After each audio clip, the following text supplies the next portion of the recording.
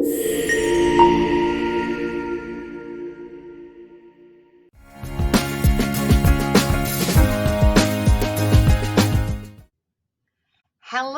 I'm Dana Levenberg, member of the Assembly for the 95th District of New York State.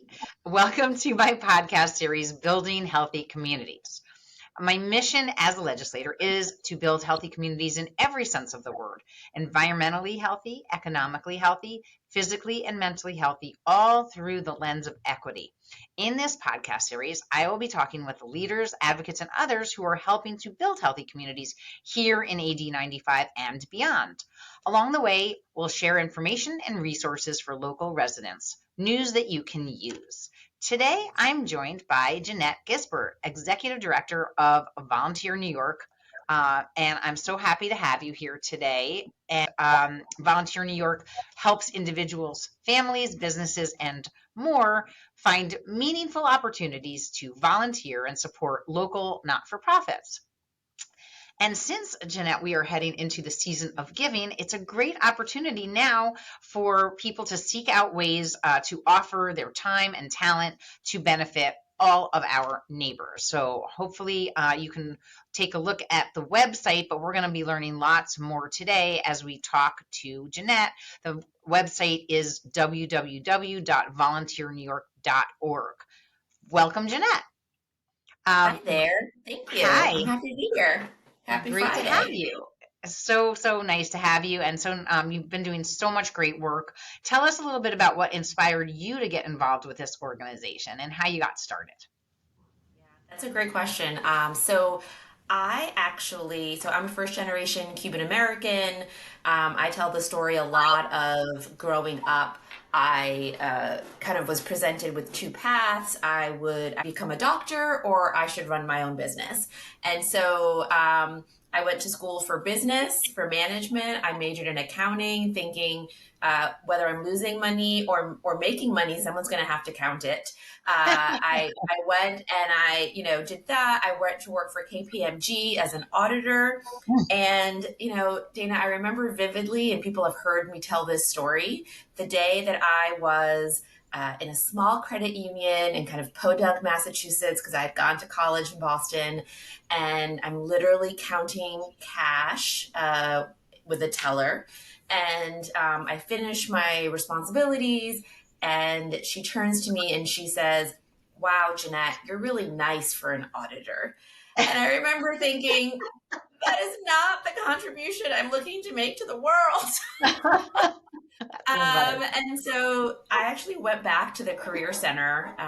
Again, I mentioned I went to school in Boston, and I said, I need to find a different path. And so it was really this counselor at the Career Center that introduced me to AmeriCorps, which I don't know if any of your listeners are familiar with AmeriCorps, but it's often described as the domestic version of the Peace Corps. And so I spent a year in service in Boston.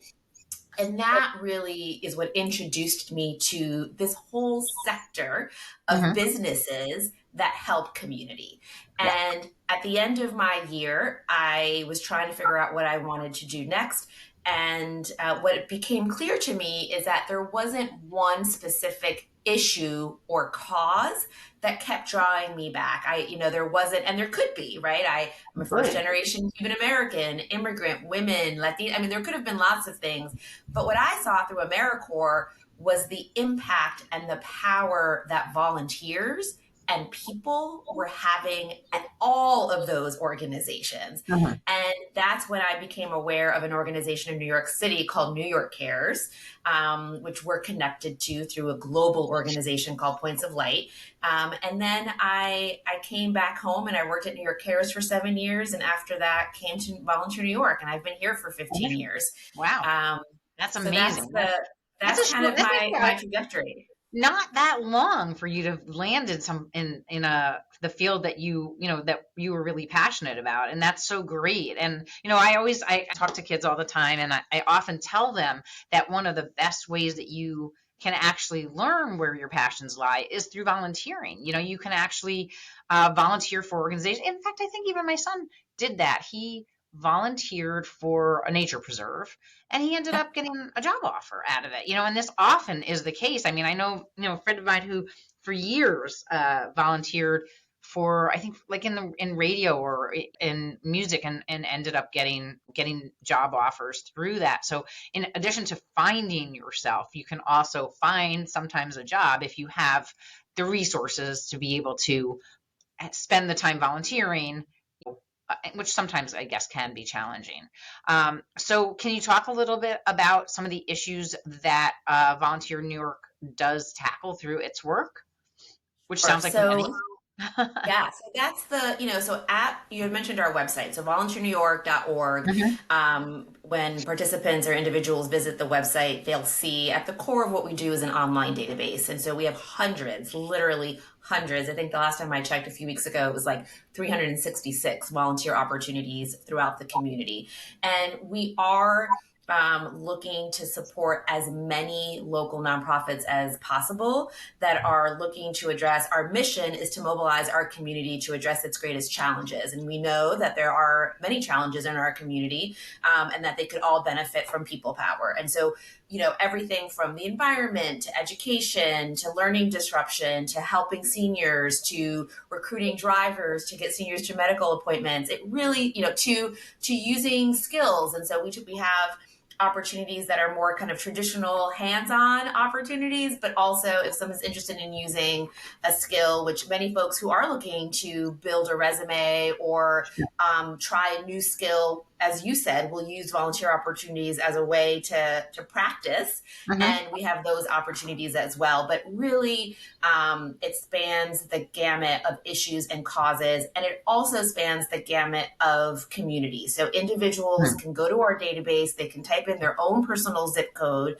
and they'll see very clearly what's available in their kind of what's close to where they live.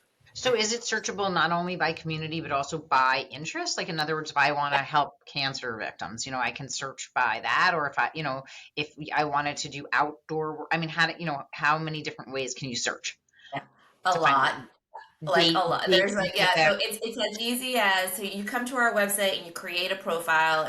It's kind of like creating a Facebook account, super easy. Mhm. And then you can sign up for our newsletter, and we send out a newsletter every twice a month, which is basically kind of a curated list of what's in the database, because we know that the database itself sometimes feels a little overwhelming for folks because Mhm. there's so many things to do. And if you don't have that clarity of an issue or cause, even just typing in your zip code could generate, 10 or 15 opportunities, which might feel like a lot for somebody. But yes, to your point, issue, cause, zip code, age, commitment, skills. So there's lots of ways to kind of slice and dice the information. Very wonderful. And so, is there anything specific that you could mention recently, like where you've benefited our communities locally here in Westchester and Putnam? Yeah, that's a tough question. I mean, so you know what? I will tell you that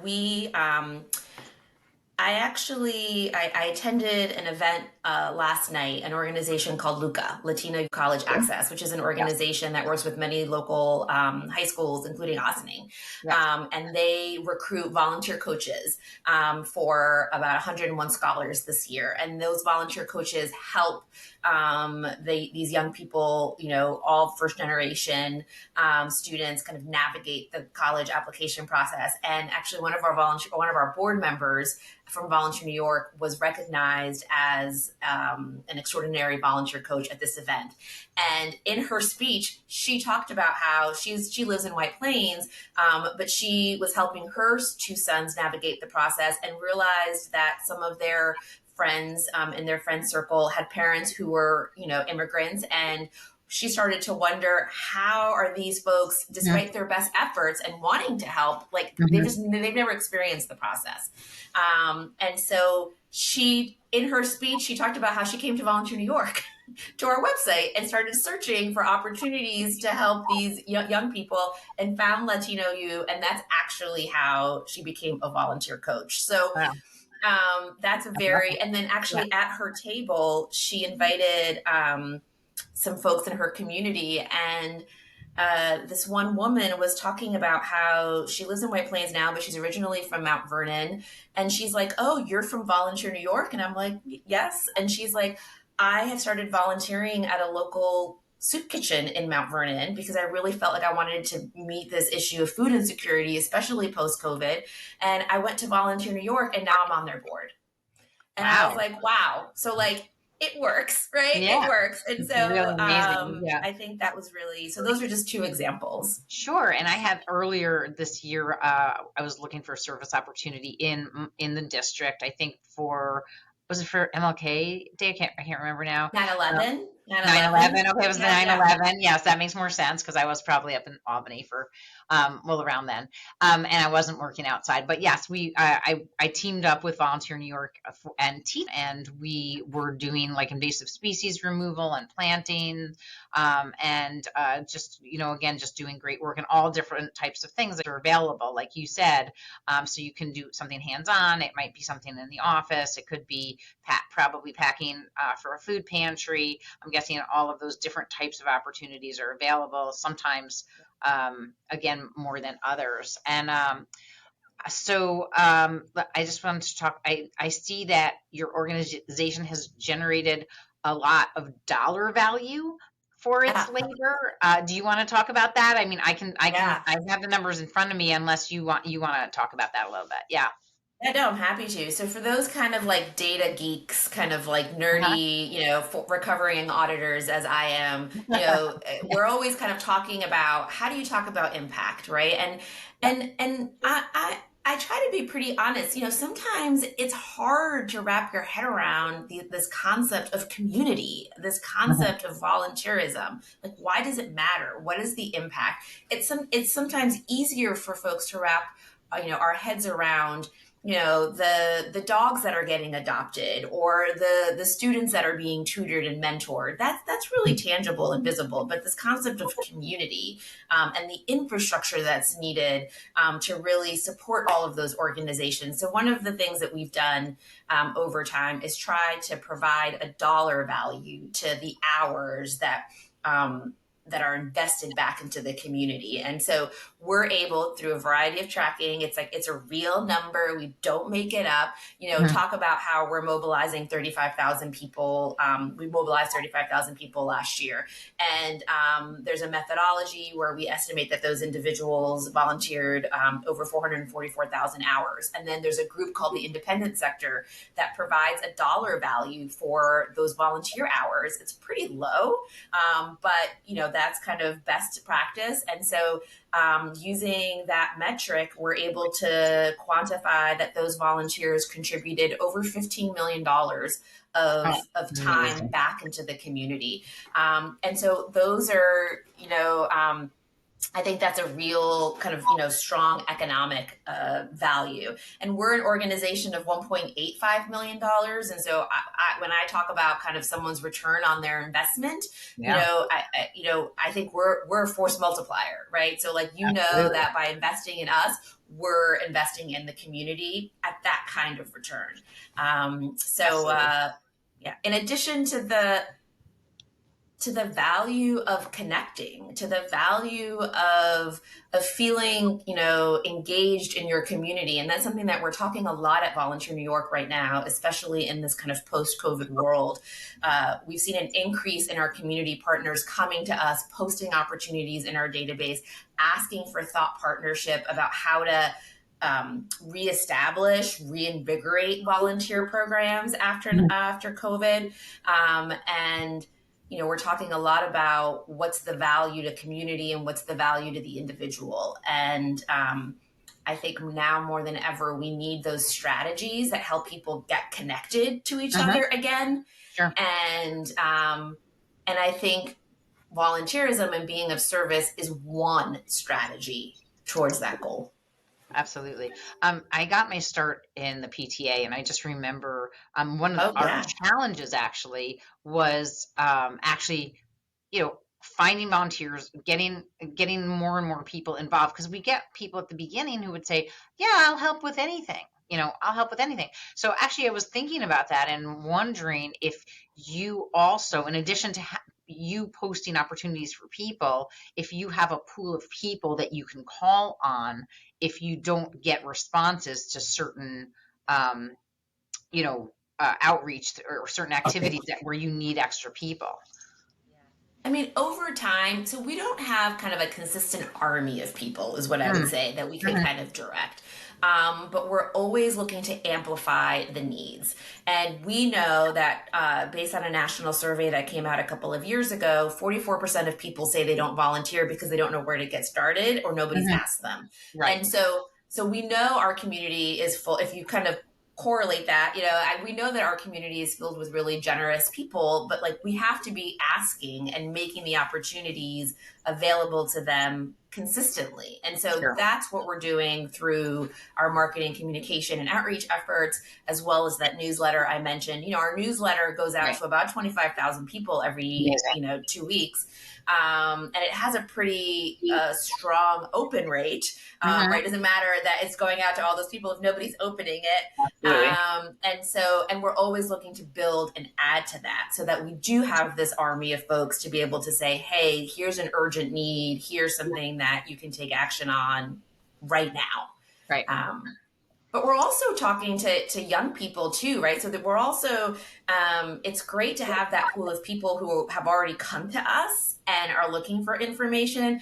But we're also having conversations about how are we building that pipeline of future change makers, of future people, young people who understand the value of engaging in their communities. And so we have this great, we've always done outreach to schools, but we have now in partnership with a local organization called the Westchester Children's Association. We Mhm. have a I know. three-part presentation now where we go into schools and talk to young people about, of course, volunteerism, like we're Volunteer New York, but also about voting and advocacy, because, we want kids to care Yeah. Yeah. And and understand understand why it's why. important. Sure. That's wonderful. And I'm always happy to hear about voting and advocacy efforts that, especially right now, since, well, at least when we're recording this, we're right before Election Day. So I'm sure many people are going to be seeing it after Election Day, but we're happy for kids to be engaged in understanding why their vote matters and why it certainly matters to vote even in the local elections, voting in Maybe your why it school. matters even more, right? Yeah, I mean, exactly. that's the piece that That's right. I think that sometimes they don't the visibility that comes with these national Yeah. elections. But The I impact mean, at the just local level. yeah, Yeah. I've brought my son to volunteer for a school board and the school budget election since he was born. I'm like, you Yeah. go to this school and this is why we're voting because this is Exactly. important. Yeah. Yeah. Well, I appreciate that as a former school board trustee. So thank you. There you go. So anyway, I guess we're getting close again to the holiday season. And for anybody that is inspired, is it difficult to get started? You started talking a little bit about what you could do and enter yourself into the database. So talk a little bit about how to, okay, like that the person who says, well, I want to volunteer, but I don't know how. How do they get started? Sure. So the one thing I would say is that holiday time is a very kind of natural time for people to want to get connected to their communities. And so because we typically see an increase in folks coming to our website looking for volunteer opportunities, Volunteer New York does have a special section. It's actually live this week on our website. If they go to volunteernewyork.org/holiday, it's a list of volunteer opportunities that are holiday focused. And so that's definitely, it's a curated list again of the opportunities that are in our database, and maybe a great place for people to start. And the thing that I say, I've been in this volunteer management business for a long time, is many nonprofit organizations have, because there's such a groundswell of people who want to help during the holidays, it can be really overwhelming for a small organization to manage that kind of response. And so I never want to discourage anyone from taking action. And I also want to plant the seed that that organization is going to need that volunteer power in January and in February and Sure. in May and in September. So, Right. maybe you want to make a New Year's resolution to visit the website, and I guarantee you that there will be an opportunity for you to take action.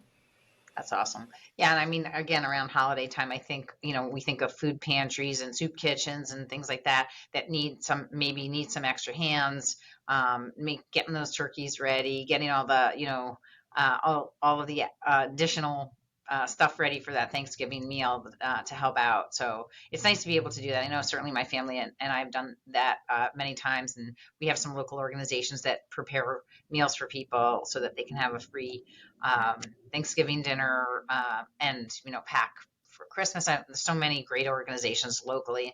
By the way, I do want to just shout out Latino You is such an amazing organization, and they do serve a lot of people here in my district. So I'm grateful for all the work that they've done on those first gen kids, getting them to college and beyond. Um, also, speaking of, I was mentioning that I had we've done a soup kitchen, I guess, once, probably Christmas Day, since I'm Jewish. And I think we showed up for Christmas Day a couple years ago with my whole family. Is that another thing that you see, that where families will volunteer together? Is it a way for people to be together with their families?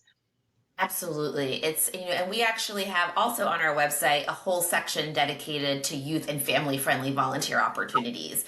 And so that's another kind of spot that people could check out if they're looking specifically for those opportunities. Sometimes full transparency, it's some non-community partners have a hard time imagining how to engage, especially a little person in, Yeah. volunteering. And so one of the things that we do when we do site visits at Volunteer New York, we do over 100 site visits a year. Our team is out in the community talking to nonprofits about how people power can help them accomplish their mission. And so we're sharing best practices of what we might be seeing at another organization and helping a new Great. community partner imagine how they can engage young people and therefore families, because we do see it as an opportunity. But sometimes it's a little bit of a tough chest to crack, but they get there. And I also, I have a lot of conversations with families that are like, we have to find something for us to do as a family every month, and I'm like, okay, so like that's great. That might be a little bit of a challenge, and it doesn't have to be every month. Even if it's once a year or every quarter. Just kind of knowing that there's some kind of consistency, that has an impact in modeling for young people the importance of giving back. So I always tell folks it's not necessarily always about the quantity; it's just about the consistency. So two things. I want you to talk a little bit about seniors who maybe sometimes feel like they can't get involved, as you were talking about a little bit about kids, but also how not-for-profits can find you, and maybe get you to come do a site visit, just for whoever's listening or watching. Yeah, great. Both great questions. So, Volunteer New York is the local sponsor of a program called AmeriCorps Senior. So, I talked about AmeriCorps way at the beginning. AmeriCorps Senior has a program called RSVP, which is for individuals 55 and above who are looking for volunteer opportunities. And so, what that grant allows us to do is be very focused on recruiting individuals 55 and over in very specific issue areas. So, in our community, we're very focused on education, on learning disruption, as well as on what they call healthy futures. So we have a very strong partnership with organizations that are looking to recruit volunteer drivers, Mm, seniors, to support other seniors in getting to sure. medical appointments and such. So that's a great program for individuals to kind of start with. If there isn't an opportunity within the RSVP program that is connecting for somebody, then we very easily kind of pivot them to the main database and help them find an opportunity there. But being part of RSVP It's its own little community as well. There's about 400 volunteers that are part of RSVP. We do special workshops for them. There's a special recognition event. They get a special newsletter. That's a great program. So all that information is available on our website. And then we always love the opportunity to meet new community partners. And if people go to the website, there's a section called for nonprofits, and they can register. Our colleague Jessica Friedlander gets the email. She looks at we are real people in Tarrytown who are there to, answer phone calls and emails. And she'll look at their account, kind of make sure that they filled it out appropriately, and then get them into the pipeline to have somebody come and talk to them about all of the ways that Volunteer New York can help them accomplish their mission, primarily through kind of the sourcing of volunteer power, but we can also help you amplify amazing volunteers through our Volunteer Spirit Awards, for example, which are our region's largest volunteer recognition event. And so forth. Yeah, so that's great. I was just thinking, I was at another not-for-profit event last night where a person from a not-for-profit that I had been very involved with said, oh, we really need to convert all of our books now. We're getting bigger. We got another grant and we have more money. We have to do an audit. So we need an auditor. And then also we need somebody who can help us convert from Excel to QuickBooks. So is that also, again, like I was thinking about during the pandemic, I'm sure lots of people were like looking for ways that they could help remotely. And something like that is like a perfect opportunity. Again, do you have a database where you can say, oh, we have somebody who's skilled in QuickBooks that we could partner because they're looking to help out, do some work? Yeah, so I No? don't think we could put that kind of specific ask Okay. out, but what I Yeah. would do is but you can still put the opportunity in. It'll get featured in the newsletter, and then someone that I see. has that skill set could reach out for sure. Gotcha. Okay. And that's that's a form of skill volunteering. That's kind of what we call it in the industry, Mhm.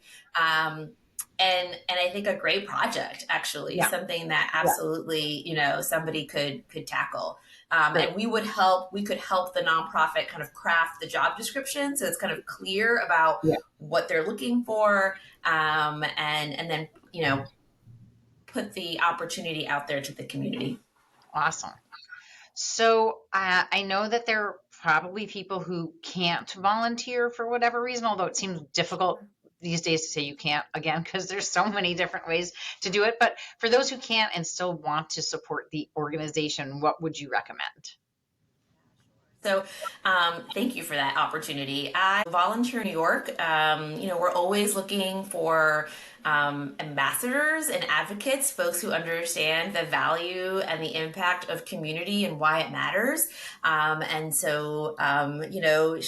Liking us on social media and helping to amplify the volunteer opportunities is a great way that individuals can help us accomplish our mission. We worked really hard over the last decade to kind of I feel like for a long time we were kind of like the best kept secret in Westchester, and like we don't Yeah. want to be that anymore because we want people to know that we're here for them when they're ready to take action. And so following us on social media, signing up for our newsletter, and then also considering investing their treasure in terms of dollars and support. We, like every nonprofit organization, has to fuel our resource engine, which includes our ability to raise our budget every year. And so perhaps people will consider supporting us in that way. One great way of doing that is by coming to the Volunteer Spirit Awards I mentioned. They are the region's largest volunteer recognition event and also our only event fundraiser. It's a breakfast. You can buy a ticket, and that's a great way to support our mission. And also be inspired. I say, if I haven't made you cry, I haven't done my job. Oh, yeah, that's awesome. And so can you just remind me when are the Volunteer Spirit Awards? Yeah, so they're each April, which is Yeah. Global Volunteer Month. And Uh-huh. so our next Volunteer Spirit Awards, which will be our 44th Volunteer Spirit Awards, will be April 12th, 2024. Mark your Fantastic. Well, calendar. I love it. Okay, wonderful. And then volunteernewyork.org is your volunteer NY. Is it volunteer NY? No, I can't remember. Volunteer New York, all spelled All out. spelled out, right? So New York spelled out.org. Yep. Volunteernewyork.org. And I'm sure you have a click on donate page too if anybody wants to do that. So I Yep. just And want our to say phone thank you. number is on there. Our contact us information is on there. If you call us, somebody will pick up. I mean, we're like, we're legit. Amazing. Amazing. Well, I thank you so much, Jeanette, for all the great work that you're doing, really helping communities, helping all of the wonderful organizations that we know power what we do every day and make our communities healthier. So thank you for helping to build healthy communities. And until next time, I hope everybody is safe and healthy. Thank you.